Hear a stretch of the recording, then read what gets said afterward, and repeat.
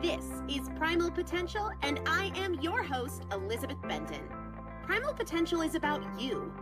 Your ability to change is not defined by yesterday and doesn't need to wait until tomorrow. Your transformation is now. Let's get started. Hello, everybody, and welcome back to the Primal Potential Podcast. I am Elizabeth Benton. Thanks so much for joining me. It is another Saturday episode. This is something we started just last week, and it is going to continue for as long as you guys have questions. So last week, we added a third podcast to our weekly rotation. We have had 2 episodes a week for quite some time now, airing on Mondays and Thursdays, but we added a Saturday show as part of my initiative aimed at helping you help yourself. I've mentioned this before, so I'll just quickly recap if you haven't heard it. For the last few years, I have been responding to hundreds of emails every single week, sometimes into the thousands, allowing people to create change in their life in that one-on-one kind of communication way. I've always said, I respond to every single email that comes into my inbox, and I love doing that. But there are limitations. One being there's only so many hours in the day, right? And there's only one of me. But the other that I think is more significant here in terms of how I can help you help yourself is that when somebody asks me a question like, how do I stay motivated? And I send a response to one person, that response could have the opportunity to help thousands, tens of thousands of you, but I limit the message when I respond in a one-to-one way. So as part of this shift to allow me to help more of you and help more of you more deeply and more of you more often, we've added this Saturday show to answer your questions. So if you have questions, just go to primalpotential.com/inbox. instead of directly emailing me. That way they can get queued up for this Saturday series of the podcast. primalpotential.com/inbox. Or as always, you can go to the show notes page for today's episode, primalpotential.com/572. And I will link to the inbox there as well. The first question says, how can I quit getting off track? I don't stick to anything, and I just need to know how I can stop getting off track. All right, this is one that we all have felt at some point or another related to anything. It could be related to keeping our house clean. It could be related to keeping our car clean. It could be related to food or to exercise. But this notion that we're not sticking with it, that we go in fits and spurts, what this is getting at is how do we create consistency? There is a strategy that I talk about in episode 548. You probably have heard me say the number 548 times, if not more, because that strategy in that episode is such an important part of creating consistency. When we identify the problem, we're not in the solution, right? So if the question is, how do I stop getting off track? How do I stick with it? Then what we have to do is train our brains to move out of the problem and into the solution. But not just into the solution in general, because if we were just moving into the solution in general, we might say, I need to be more consistent. That is the solution in general, which is entirely different from and dramatically less powerful than the specific solution. Said another way, today's version of the solution. What I want you to do if you are saying to yourself, I can't stick with it, I want you to use every single moment that thought comes into your consciousness to say to yourself, okay, that is the problem in general. I need to move to today's version of the solution. So if you want to stick with XYZ, you've got to define what that XYZ is, right? This particular question doesn't specify what it is that they want to stick with. What does it look like to stick with it today? That's it. That is all you need. Instead of defining the problem and wondering or worrying about the solution, turn your attention to what you're able and willing to do today. This really is not about being off track or on track. This isn't even about being consistent or inconsistent. This is about a pattern of focusing more on the problem than on the solution, or really a pattern of focusing on the solution in general instead of acting on today's version of the solution. I want you to practice shifting from giving your energy, your attention, your emotion to the problem, and instead give it to today's version of the solution. I want you to work on being in action more than being in thought. Getting out of your head, getting into action, on loop, on repeat, over and over and over, constantly redirecting to get out of my head, get into action, get out of the problem, get into the solution, get out of the generalities and into the specifics of the day that I'm in. And listen to episode 548 and read the chapter in Chasing Cupcakes that's all about customer service being an inside job. I have the book in front of me right now, just by chance, because I'm in the closet and there's a bookshelf next to me. Yeah, there's built-in bookcases in this closet. But there is an entire chapter in Chasing Cupcakes. Let's see, what is it called? Chapter 9. Read chapter 9 of Chasing Cupcakes.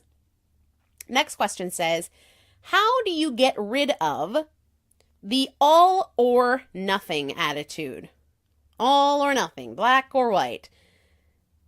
All or nothing is a story. It's just a narrative that you submit to. It is a story you tell yourself. It is a set of excuses you sell yourself, but it is a function of your thoughts and the way you are convincing yourself. You are the master storyteller in your life. So if you are saying, screw it, I blew it, what's the point? Oh, well, since I ate a cookie, I'll do better tomorrow. I've totally blown the day. I might as well go off the rails. That is nothing but a story that you are telling yourself, okay? Change the story. Challenge the thought. Too often we just go with that first thought. So we have the cookie, we have the glass of wine, we blow the budget, whatever it is. And the first thought is, screw it, I blew it, I'll try better tomorrow. Develop through practice a pattern of not going with your first thought. Challenge that first thought, because the first thought reflects your patterns, reflects your habit, reflects the well-worn path that you've walked a million times. When you have that thought, and don't just do this related to the glass of wine, the cookie, or the budget. Do this related to anything. Your spouse says XYZ. Your kid forgets to tell you that they had homework. You're sitting in traffic. In every single one of those situations, challenge your first impulse. If your first impulse is to roll your eyes, wait, what's my second thought? What's my third choice? What are the other things I could consider here? If your first impulse is to snark back, to say something that's catty or aggressive or sarcastic, don't go with your first impulse.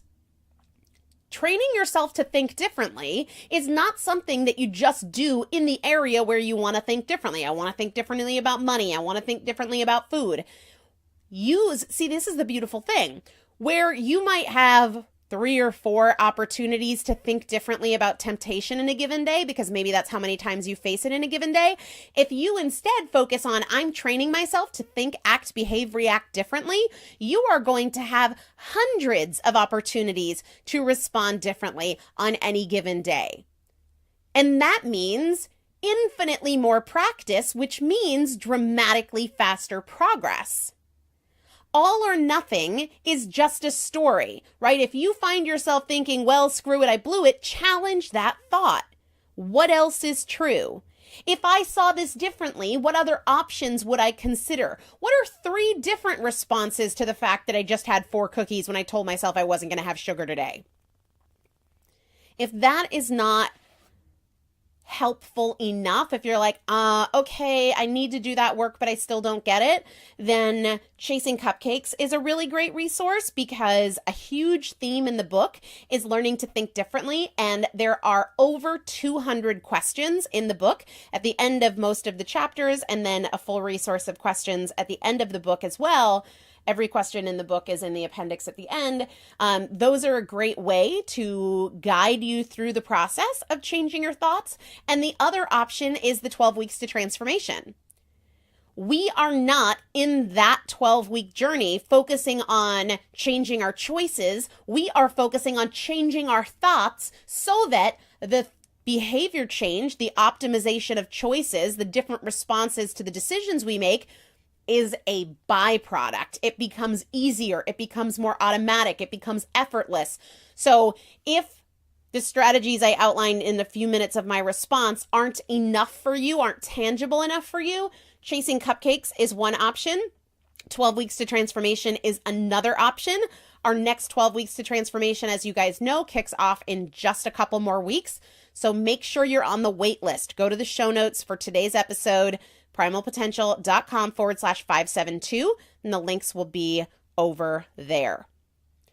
Next question says, I want to be happy with my body again. I'm 5'1" and I weigh 210 pounds. I'm pretending I'm okay, but I'm totally unhappy. Can you help? This has nothing to do with your height and nothing to do with your weight.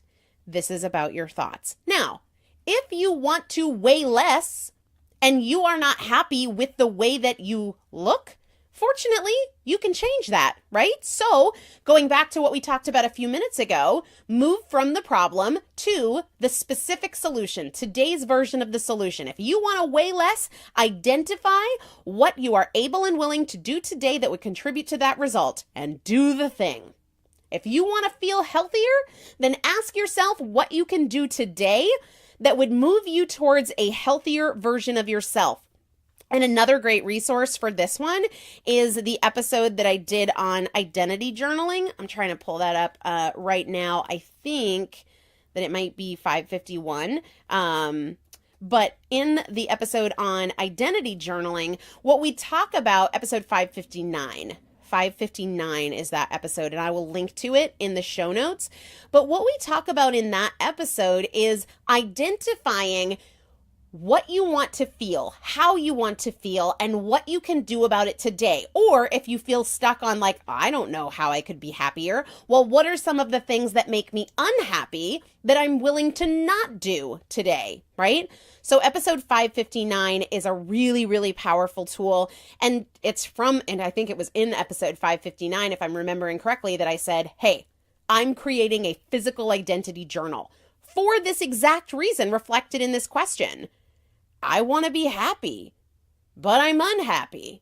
Okay, if you were as happy as you want to be, if you were the version of you want to be, what would you do today? What choices would you make? What choices would you not make? And then of those things, which are you able and willing to do today? Right?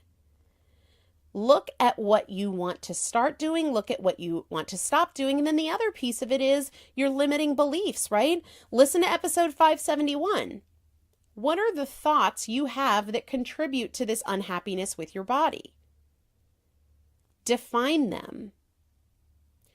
The reason that so many people are struggling is because of their beliefs about themselves. So if you feel like you're not happy with your body, A, what are you going to do today to change that? And also, what are the thoughts that you are endorsing, that you are giving attention and emotion to, that fuel that unhappiness with your body?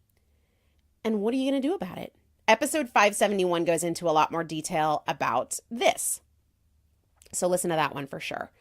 Next question says, if you have always failed to keep the weight off or failed to be really successful at work or whatever, it feels like there's no real point in putting in the work. So how do you get back on your feet and try again?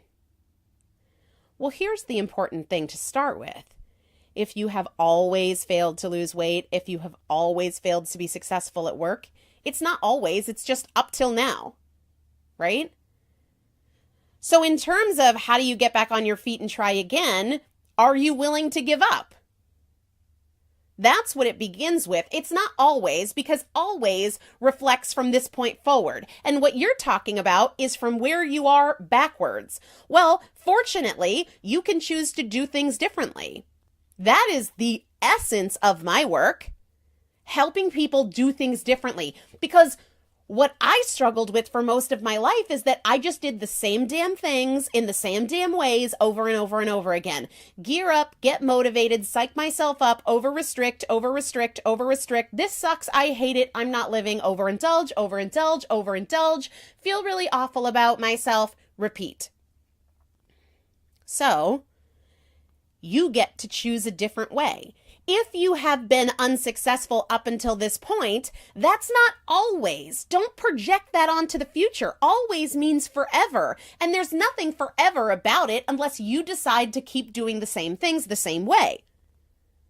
Do you want it? Whatever it is that you haven't been able to achieve up until this point, do you want it? The reality is, from this point today into infinity forward, people are going to do all sorts of things they've never done. Seriously, records are going to be broken, inventions are going to be made, people are going to lose weight, people are going to create wealth, people are going to find love. They hadn't before. From this point forward, people are going to do things that they've never done before. Are you? How do you get back on your feet to try again? Do you still want it? If you still want it, stop telling yourself this story of always, because always ain't got nothing to do with it. The past is not always. It's just not. Always is this point forward and all the way backwards. And if you're predefining that you're still going to fail always, you've got mindset work to do. But if you still want it, then get up and do it. But don't take a same approach that hasn't worked for you before. This next question says, how do I become a better wife and mother and at the same time lose weight and focus on myself? Stop seeing them as opposing things, right? It's not like they're at odds. I really want to lose weight, but I need to be a good wife and mom. No. These are not opposing pursuits. These are congruent pursuits. When you take amazing care of yourself, you are a better version of you, which is not an isolated thing. It means you are a better version of you as a mom. It means you are a better version of you as a wife. When you feel amazing, when you feel good about yourself, when you feel healthy and energetic and vibrant, that is the best way for you to show up in the most powerful way, operating at the highest level of your potential as a wife and a mom. And the opposite is true as well. When you are not taking great care of yourself, when you don't feel your best, when you're not making great choices, when you don't have your highest level of energy, when you don't have the best mood stability, when you don't feel really confident and inspired, you're not doing your best as anything. Not as a wife, not as a mom, not as a human being, not in your career, nada. They go together. And if you're convincing yourself that you have to rob time from motherhood or from being a wife to take care of yourself, that's just not true. That is certainly one way to do it. Yes. You could absolutely be like, yeah, no, sorry, I got to be out of here in the morning because I got to go to the gym, and I got to be out of here at night because I got to go to yoga, and I got to be out of here this weekend because I'm taking this meditation class, and I can't play with you kids because I've got to spend 6 hours doing meal prep. Yes, you could pursue your health in a way that takes extra time away, but that's not the only way. It's kind of like saying, oh, well, if I want to wear clothes, then I have to sew my own, my own stuff. And if I don't sew my own clothes, then I go naked. Like, those are the only two options. No, it's not true, right? In fact, I would dare say if you want to lose weight, it might be about what you need to stop doing, not what you need to add. Which certainly is not true across the board, but I've never met anybody for whom that's not true. Maybe it's just that you can stop eating off your kids' plates. Or you can stop eating out of boredom and really only go to food when you're hungry and you truly need fuel. So this is just a perspective. It is absolutely not true that you need to take time away from your spouse, from your kids, to take care of yourself. You certainly can, just like you can sew your own clothes, but that's not the only option. And the other piece of it is you are better for everybody when you are better for yourself. Limiting beliefs is a real issue here, so listen to episode 571. The next question says, one of the things that ruins my motivation when I get going is work and other obligations. I'm sure you have an episode in the podcast or have sent an email, but how do I prioritize my health goals in the midst of work and grad school? If you've decided that work and other obligations ruin your motivation, that's a story, and I'd suggest you not tell that story. For example, if I said to myself, getting busy at work ruins my motivation, I've just made a decision there. I've given myself an instruction. I am restricting myself, and I am limiting my options with that story.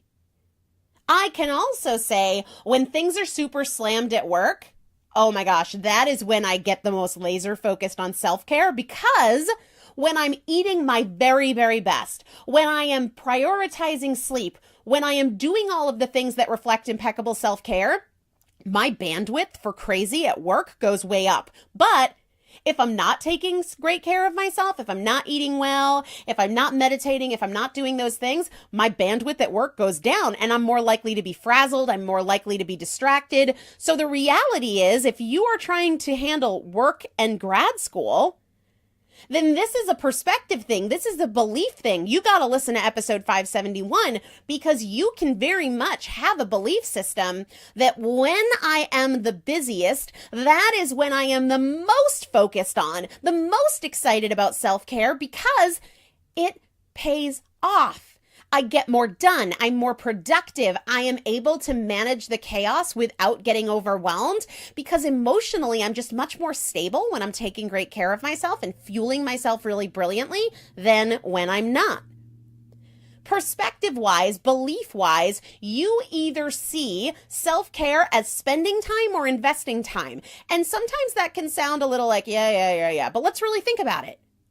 When we invest our money, it's not just it's a good way to spend. That's not what investing is. Investing means there is a return. We get more money back than we put in. That is the way it is with self-care. When I'm taking amazing care of myself, I work faster, I work better, right? When I am taking amazing care of myself, my coping skills go way up and my emotional volatility goes way down. So this is a belief thing. Listen to episode 571. All right. The last question we're going to tackle today says, I'm fairly new to following you and to Primal Potential on Facebook. I'm in the middle of reading Chasing Cupcakes and it's really hitting a lot of things for me. I've been on a weight loss journey for about 8 years and I've lost over 100 pounds, finally hitting my goal weight just a few weeks ago. I lost most of my weight because I took up running. Although I love it, I'm in a rut and I'm struggling with not wanting to do it but thinking I should, and have started to find a love for lifting weights. I'm also struggling in the maintenance phase, unsure of how much I can let go and how much I need to stay strict. I have some pretty bad body image issues and struggle with confidence. I would just like to find my happy place and be able to balance life and my weight loss journey. Any help you have would be great. All right, so there's lots and lots and lots of different parts of this. First and foremost, congratulations on your amazing physical transformation, but it will not satisfy you unless you do that internal work. All right, and I think Chasing Cupcakes is going to be a big help for you in that. But here's the scoop. If you are in a rut with running and you found that you've loved weightlifting, then do that. You created the story of I should run, and you can just say like, if I feel like running, I'm going to run, and I really am into lifting weights, so I'm going to do that right now. You are the rule maker in your life. So if you don't feel like running, then don't tell yourself this story of I should, right? What you should do is take amazing care of yourself. And that doesn't necessarily have to mean running. And here's the other piece of it too. The goal is the feeling. Not like we're not these militant taskmasters in our own lives. So if you're not into the running right now, then enjoy the heck out of weightlifting because you're into that. And then I would bet you that after a few weeks, if you take a few weeks off from running, you're probably going to get the itch to run. And it might feel a little tougher than it did when you were doing it consistently, but like, who cares? What matters most when it comes to movement, exercise, is that you are enjoying it. So if you've been big into spin and lately you're just in a funk and you don't want to do it, then like try something else and have fun. One of the things you said is that you have some body image issues and you struggle with confidence and you want to find your happy place. Well, you're not going to find your happy place in being like, but I should run, but I should run, but I should run. What do you get excited about doing? Do that. As for maintenance, what this question says is unsure of how much I can let go and how much I need to stay strict. I want to challenge your perspective on both letting go and staying strict. What makes you feel amazing? Right? The dieting mindset is going to be a real problem if it continues. So instead of letting go and instead of staying strict, what makes me feel my best? And I was a little nervous to adopt this perspective because I thought like, oh, well, if I'm not trying to be strict, then I'm going to like eat all the cookies. Except that doesn't make me feel good. So no, I'm not. If I'm truly connected to what makes me feel amazing, then I'm going to make choices that make me feel amazing. And I'm going to get really clear really quick about what doesn't make me feel amazing. And the other part is your body is going to give you brilliant feedback. So if you are unsure, you just reached your goal. You figure out maintenance as you go through it. So just have a relaxed attention instead of trying to figure out 50 paces ahead right now and being frustrated that you don't have all the answers. And here's the other piece of it.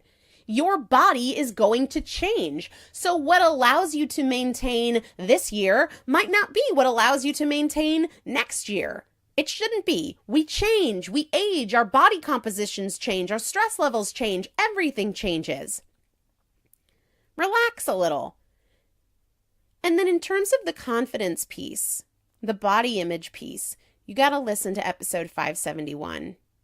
You have to identify what are the beliefs that I hold that are contributing to this body image issue. And then you don't rehearse the things you don't want. Your feeling about your body is a reflection of your beliefs, and you get to change those. You get to edit them. You get to upgrade them. And if that is something you need help with, I think Continuing and Chasing Cupcakes is a great resource. And the 12 Weeks to Transformation might be a great resource if you're willing to suspend this I am the dictator of my body militant dieting perspective, because you won't like the 12 Weeks to Transformation if you're into like restriction, deprivation, letting go versus being strict. That's just not how we operate in the 12 Weeks to Transformation, because we want to find joy in the journey. We want to enjoy the process. We want to work with our bodies and never against them. And we want to make sure that we are feeling increasingly amazing day by day by day. I would love to share with you more about all the exciting changes we've made to the 12 Weeks to Transformation on Wednesday, March 20th at 8 p.m. Eastern Time. I'm going to be hosting a live seminar going through every improvement we've made to this 12 Weeks to Transformation, how it is different from everything you've done before, what you can expect, your part and my part, as well as the investment that you will make in yourself as you go into this, and answer any questions that you have. So you can register for that at the show notes for today's episode, primalpotential.com/572. It will be recorded, but I'm only sharing the replay with the folks that want the replay. So register if you're interested, get on the wait list. If you're not on the wait list or you're not registered, you're not going to see that replay. But I would just love to help you help yourself. I would love to work with you in that capacity. I'm really, doubling down on the investment that I make in my clients because it's what I love most. It's what gets me excited. It is what I am meant to do with my time in this world, without a doubt. And I would love to do that with you. I'd love to go on this journey with you. And registration is opening up in just a few days to the wait list first. So you can learn all about that on the show notes for today's episode, primalpotential.com/572. And do not forget, if you have questions, send them to primalpotential.com/inbox. That is where you can submit any and all of your questions. Chat with you soon. Make today amazing. Thank you so much for joining me for another episode of the Primal Potential Podcast, where my goal is not to inform you, but to transform you.